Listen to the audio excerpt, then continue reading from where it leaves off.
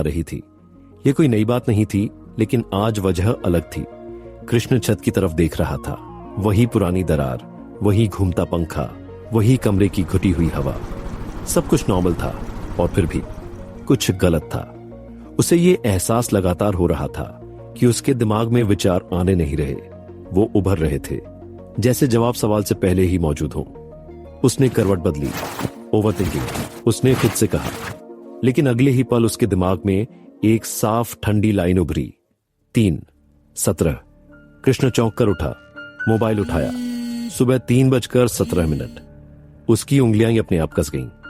संयोग, उसने बुदबुदाया, पर दिल ने यह नहीं माना। उसने आंखें बंद की, और तभी वो एहसास आया जैसे कोई उसके सोचने के तरीके को छू रहा हो। शब्द नहीं, आवाज नहीं, बस एक दबाव, हल्का सटीक। अगर सिस्टम नियमों से चलता है तो नियम देखने के लिए नियम तोड़ने वाला नहीं, नियम बनने वाला सोच चाहिए। कृष्ण की सांस रुक गई। ये मैंने सोचा? उसने खुद से पूछा, लेकिन जवाब उसके अंदर से नहीं आया। उसने बिस्तर से उठकर आईने के सामने खड़े होकर खुद को देखा। वही चेहरा, वही आंखें, पर इस बार नजर थोड़ी देर ज्यादा रुक गई, क्योंकि आईने में उसकी पलक 1 सेकंड देरी से झपकी। बहुत छोटा फर्क, लेकिन काफी था। उसके दिमाग में अचानक एक पूरी संरचना बन गई। अंडरग्राउंड, सिंबल्स, ट्रिगर्स, रिस्पॉन्सेस, सब कुछ एक पैटर्न में जुड़ गया। इतना साफ कि डर लगने लगा। नहीं, कृष्ण ने फुसफुसाया, इतना साफ नहीं होना चाहिए। उसी पल उसके सिर में हल्की सी चुभन हुई। दर्द नहीं, चेतावनी जैसी। और पहली बार सीधे उसी के लिए एक लाइन उभरी। पर्यवेक्षक, इकाई, स्थिति, सक्रिय, सूचना प्रवाह, द्विदिश। कृष्ण ने धीरे से निगल लिया। ऑब्जर्वर, उसने सोचा। उसके दिमाग में तुरंत दूसरा विचार आया, तो मैं चुना नहीं गया, मैं रखा गया हूं। उसे अचानक हरिओम का चेहरा याद आया। उसकी आंखों में डर नहीं था, जिम्मेदारी थी। अगर मैं गलत हूं तो यह टीम टूट सकती है। और उसी विचार के साथ एक और ठंडी स्पष्टता आई, अगर मैं सही हूं तो सिस्टम सबसे पहले मुझे तोड़ेगा। कृष्ण ने मुट्ठी भींच ली। मैं किसी को नहीं बताऊंगा, उसने खुद से कहा, क्योंकि उसे पता था अगर उसने अभी बोला तो यह शक बन जाएगा, और शक सिस्टम से ज्यादा खतरनाक होता है। खिड़की के बाहर कुत्ता भौंका। कृष्ण ने धीरे से पर्दा हटाया। सड़क खाली थी, लेकिन उसे लगा जैसे अंधेरे में कुछ उसकी तरफ देख रहा हो, और इस बार उसने नजर नहीं हटाई। उसने सोचा, अगर तुम मुझे देख रहे हो तो मैं भी तुम्हें देखूंगा। उसी पल उसके दिमाग में एक आखिरी लाइन उभरी। वेरिएबल स्वीकृति। प्रयोग जारी। कृष्ण की सांस धीरे धीरे सामान्य हुई। डर था, लेकिन उसके नीचे एक और चीज थी, संकल्प। अगर वो वेरिएबल है तो वो सिर्फ टूल नहीं बनेगा, वो गवाह बनेगा। और उसी फैसले के साथ उसने लाइट बंद की। अंधेरे में पहली बार उसने खुद से झूठ नहीं बोला। कमरे में शांति थी, बहुत ज्यादा, इतनी ज्यादा कि हरिओम को अपनी धड़कन अलग से सुनाई दे रही थी। मनिका चुप थी, शुभम दीवार से टिका हुआ, कृष्ण कुछ ज्यादा ही शांत। और तभी हवा मुड़ी। ये झोंका नहीं था, ये दबाव नहीं था, ये स्थान का पटना था। हरिओम के पैरों के नीचे जमीन हल्की सी धसी, और उसी पल उसके दिमाग में पहली बार कोई आवाज नहीं बल्कि नाम गूंजा। नवलोक, पुर्तगाल। समय का नियम। चारों ने कुछ भी करने से पहले सिस्टम की नई सूचना देखी। स्थानांतरण प्रोटोकॉल सक्रिय।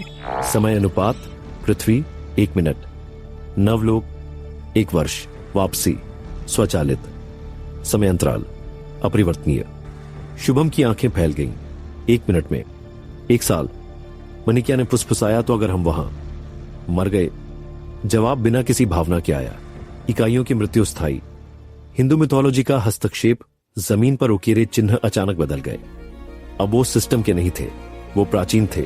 त्रिशूल, चक्र, और सबसे बीच में अग्नि में लिपटा हुआ एयूएन। हरिओम की छाती अपने आप भारी हो गई। उसे लगा जैसे कोई बहुत पुराना, बहुत विशाल उसे देख रहा हो।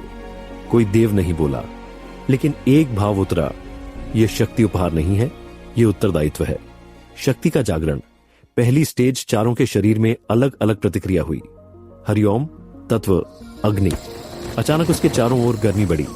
आग नहीं, ताप, जैसे इच्छा शक्ति जल रही हो। तत्व सक्रिय अग्नि। भूमिका धारक। मणिका तत्व वायु। उसके बाल अपने आप हिलने लगे।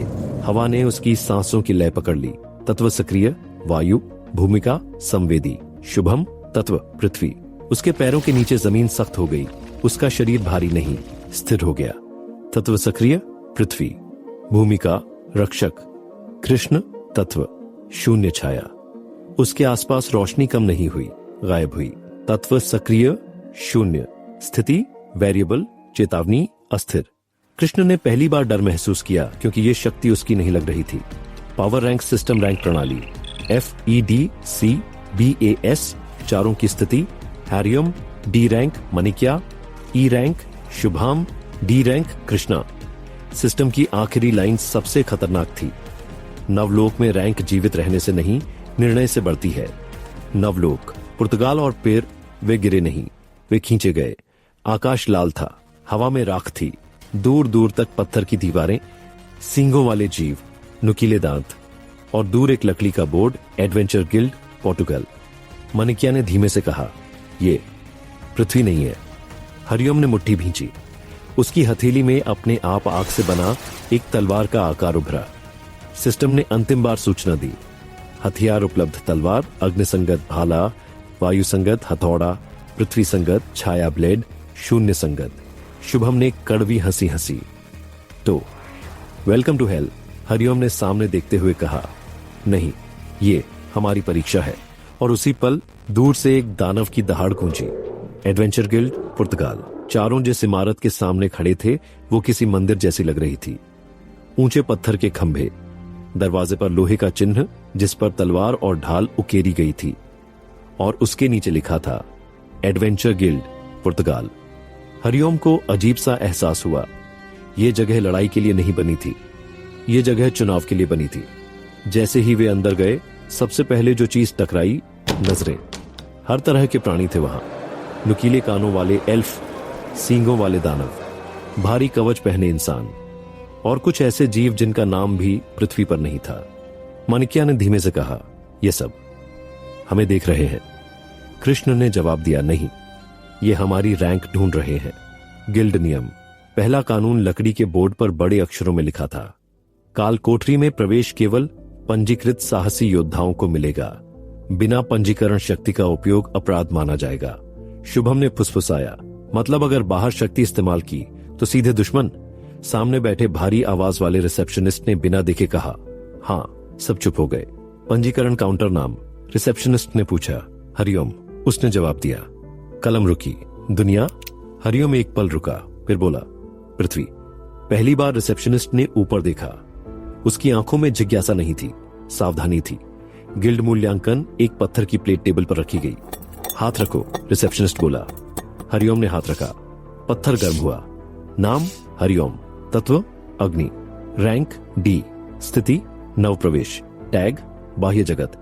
कमरे में हल्की सी खुसर पुसर हुई। मनिक्या की बारी आई। पत्थर पर हवा लहराई।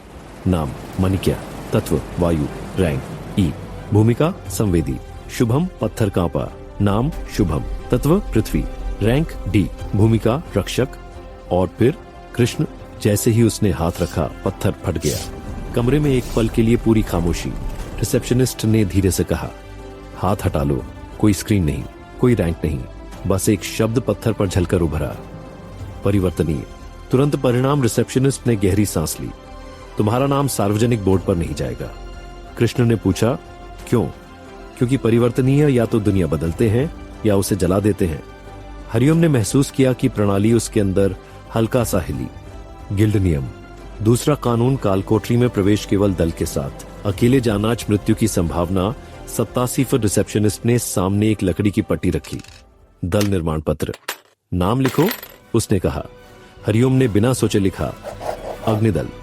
मनिक्या मुस्कुराई। शुभम ने मुट्ठी भींची। कृष्ण ने कुछ नहीं कहा, लेकिन उसके भीतर कुछ हिल चुका था। कालकोठरी प्रवेश सक्रिय दल पंजीकृत, अग्नि। अनुमति एफ रैंक कालकोठरी। स्थान ऐश होलो। नियम बाहरी शक्ति निषिद्ध, मृत्यु स्थायी। शुभम ने धीरे से कहा, अब वापस नहीं जा सकते। हरिओम ने बोर्ड की तरफ देखा जहां दर्जनों नाम काटे गए थे। कुछ के आगे लिखा था मृत। उसने शांत स्वर में कहा, अब शुरू होगा असली सीखना। डंजन से पहले प्रशिक्षण। गिल्ड प्रशिक्षण मैदान। एडवेंचर गिल्ड के पीछे खुला हुआ मैदान था। पत्थर की जमीन, चारों तरफ लोहे की बाड़ और बीच में दर्जनों खरोंचे, जैसे यहां जमीन भी लड़ चुकी हो। हवा में पसीने, धातु और पुरानी मिट्टी की गंध थी। यही है प्रशिक्षण मैदान। एक भारी आवाज आई। चारों ने पलटकर देखा। उनके सामने खड़ा था एक अधेड़ उम्र का इंसान, चौड़े कंधे, चेहरे पर एक पुराना कट और कमर से बंधा हुआ एक विशाल हथौड़ा। नाम रोगन, उसने कहा। बी रैंक साहसी योद्धा, और आज से तुम्हारा मार्गदर्शक, अगर जिंदा रहे तो। शुभम ने धीरे से निकला। यह प्रोत्साहन देने वाला था। रोगन ने हंसकर जमीन पर हथौड़ा रखा। जमीन हल्की सी ढस गई। डंजन तुम्हें मारेगा, वो बोला, पर उससे पहले मैं देखना चाहता हूं तुम खुद को मारते हो या नहीं। 4 हथियार पत्थर की मेज पर रखे गए। अग्नि तलवार, वायु भाला, पृथ्वी हथौड़ा और छाया ब्लेड। हरिओम ने तलवार उठाई। वो गर्म थी, आग की तरह नहीं बल्कि उस लोहे की तरह जो अभी अभी भट्टी से निकला हो। जैसे ही उसने पकड़ बनाई, उसके दिल की धड़कन तलवार की धड़कन से तालमेल में आ गई। सांस, रोगन बोला, हथियार हाथ से नहीं, सांस से चलता है। हरिओम ने आंखें बंद की। आग भड़की नहीं बल्कि स्थिर हो गई। मनिक्या ने भाला पकड़ा। हवा उसके चारों ओर घूमने लगी, अनियंत्रित और डरावनी। नहीं, रोगन ने कहा, हवा को आदेश मत दो, उसे सुनो। मनिक्या ने अपनी सांस की आवाज पर ध्यान दिया। हवा धीमी हुई, तेज नहीं बल्कि सटीक। शुभम ने हथौड़ा उठाया। उसका शरीर तुरंत भारी हो गया। हटो नहीं, रोगन बोला, जमीन तुम्हें थामेगी। शुभम ने पैर जमाए। हथौड़ा नीचे गिरा। जमीन नहीं टूटी, जमीन मान गई। कृष्ण ने छाया ब्लेड उठाया और रोशनी गायब हो गई। पूरे मैदान में एक पल के लिए सन्नाटा छा गया। रोगन ने आंखें सिकोड़ ली। तुम्हारा हथियार तुम्हें नहीं मानेगा, ये तुम्हें दिखेगा। कृष्ण ने बिना जवाब दिए ब्लेड वापस रख दिया। पत्थर के खंभे खड़े किए गए। निशाना नहीं, रोगन बोला, नियंत्रण। हरिओम ने तलवार उठाई। आग सिर्फ धार पर रही। मनिक्या ने भाले से हवा चलाई। पत्थर नहीं गिरा, बस धूल हिली। शुभम ने हथौड़ा उठाया और जमीन कांपी नहीं। ठीक, रोगन बोला, अब असली बात। वो सामने आया। डंजन में दुश्मन नहीं मारेगा, घबराहट मारेगी। और तभी उसने अचानक हथौड़ा जमीन पर पटका। जोरदार धमाका। मनिक्या घबरा गई। हवा बेकाबू हुई। हरिओम ने कदम आगे बढ़ाया। आग भड़कने ही वाली थी। रुको, रोगन चिल्लाया। सब थम गए। यही है प्रशिक्षण, वो बोला, डर के बीच रुकना। गिल्ड के अंदर एक बड़ा नक्शा खोला गया। रोगन ने लकड़ी की छड़ी से इशारा किया। ऐश हॉलो, वो बोला। एफ रैंक डंजन, गिल्ड से उत्तर पूर्व दिशा में। उसने दूरी बताई। 3 पत्थर के पुल, एक जली हुई घाटी और फिर ये रास्ता। पैदल 4 घंटे, कोई दूरस्थ परिवहन नहीं। डंजन ऐसे ही छटनी करता है। गिल्ड में रिपोर्ट देकर निकलोगे और लौटकर भी, उसने जोड़ा। रात को चारों गिल्ड के छात्रावास में बैठे थे। कोई मजाक नहीं, कोई बहादुरी नहीं। शुभम ने हथौड़े को देखा। अगर मैं डर गया तो हम रुकेंगे, हरिओम बोला। मनिक्या ने खिड़की से बाहर देखा। अगर मैंने कुछ सुना जो हमें नहीं सुनना चाहिए तो हम सुनेंगे, हरिओम ने कहा। कृष्ण चुप था। छाया ब्लेड उसके पास पड़ा था। उसने सिर्फ इतना कहा, डंजन हमें नहीं बदलेगा, वो हमें दिखाएगा हम पहले से क्या हैं।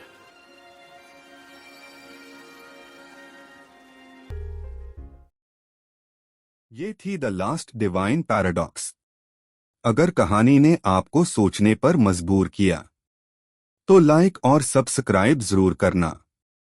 मैं हूं ब्रिजेश यादव और आप देख रहे हैं मिस्टेरियस वॉल्ट, जहां हर कहानी एक रहस्य नहीं, एक चेतावनी होती है।